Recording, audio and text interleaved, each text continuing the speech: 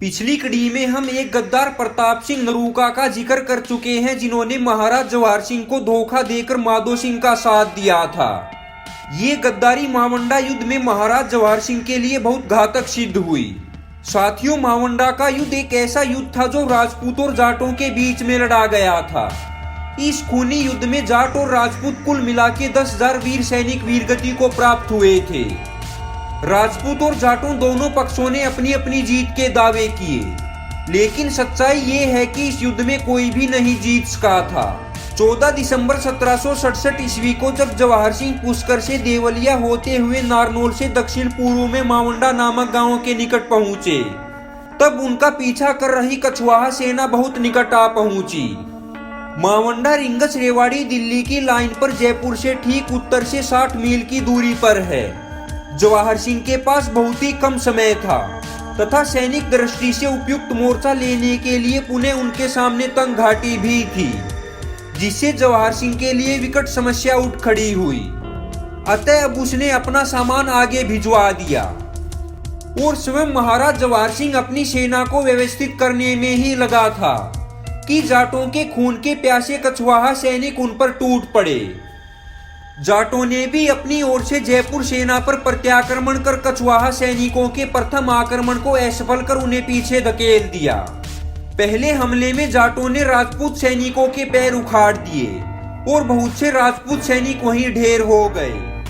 राजपूत सेना की इस प्रारंभिक विफलता से लाभ उठाकर जाट सेना तब उनके सामने की तंग घाटी में प्रवेश कर गई, क्योंकि वो चाहती थी कि इस घाटी को शीघ्रता से पार कर दूसरी ओर के मैदान में पहुंच जाए, लेकिन घाटी काफी लंबी थी।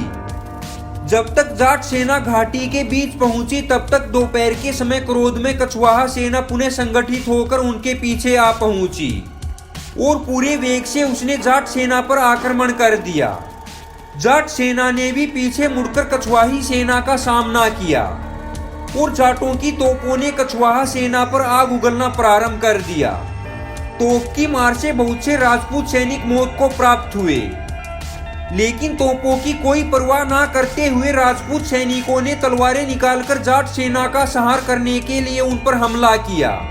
बहुत ही भयंकर लड़ाई होने लगी और तंग घाटी से खून की नदी बह निकली। जाट अनजान तंग घाटी में जो फंस गए थे, फिर भी वो बड़ी बहादुरी से लड़ते रहे। माधो सिंह ने अपनी बहुत बड़ी सेना और अपने बहुत से सरदार इस युद्ध में लगा रखे थे। प्रताप सिंह नरूका की गद्दारी के कारण वे सुविधा युक्त युद्ध के अभाव में जाट सेना के पैर उखड़ने लगे। अतः वो अपना तोपखाना और सामान छोड़कर रणभूमि से पीछे हटने लगे, जिससे वहां सर्वत्र अव्यवस्था फैल गई। इस परिस्थिति में भी यूरोपियन सेना नायक समरू और रेने मादे के सुशिक्षित सैनिक दलों ने सामना करके बड़ी बहादुरी और धैर्य व साहस दिखाया तथा साथ ही निरंतर युद्ध का सामना करते रहे। अपनी कुशल रणनीति के बल पर ही समरू ने अपने तोपखाने का मुंह राजपूत सैनिकों की ओर खोल दिया। इन तोप के गोलों को राजपूत सैनिक सहन नहीं कर पाए और इन तोपों की मार के कारण बहुत से राजपूत सैनिक मारे गए। यूरोपियन सेना नायक समरू तथा उसके सैनिक दल रात्रि होने तक उस घाटी में डटे रहे और महाराज जवाहर सिंह की रक्षा करते रहे। अंधेरा हो जाने के बाद वो उसे अपने साथ सुरक्षित वापस अपने राज्य में ले गए। खराब रास्ते व तंग घाटी के कारण जाटों ने 70 तोपें व युद्ध का अन्य सामान छोड़कर वहां से डीग की ओर कूच किया। 10,000 सैनिक कुल मिलाकर दोनों पक्षों के इस युद्ध में वीरगति को प्राप्त हुए। दोनों पक्ष अपनी अपनी जीत के दावे प्रस्तुत करते रहे। इस युद्ध में माधो सिंह को बहुत भारी हानि उठानी पड़ी, क्योंकि उसके लगभग सभी सेनापति इस युद्ध में खेत रहे। उस निर्णायक दिन जवाहर सिंह ने अपने स्वाभाविक पराक्रम व दृढ़ता के साथ युद्ध किया तथा अपने स्थान पर उस समय तक डटा रहा, जब तक रात्रि के अंधकार ने उसे विश्राम करने पर मजबूर नहीं कर दिया।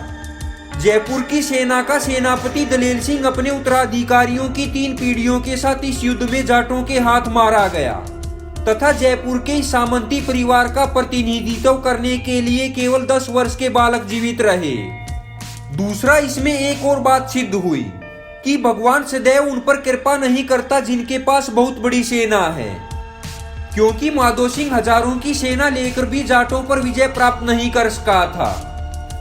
गाइस यदि आपको ये वीडियो अच्छी लगी हो तो सर छोटू राम के चैनल को सब्सक्राइब कीजिए और बेल आइकन पर क्लिक करें ताकि आपको लेटेस्ट वीडियो की नोटिफिकेशन मिलती रहे।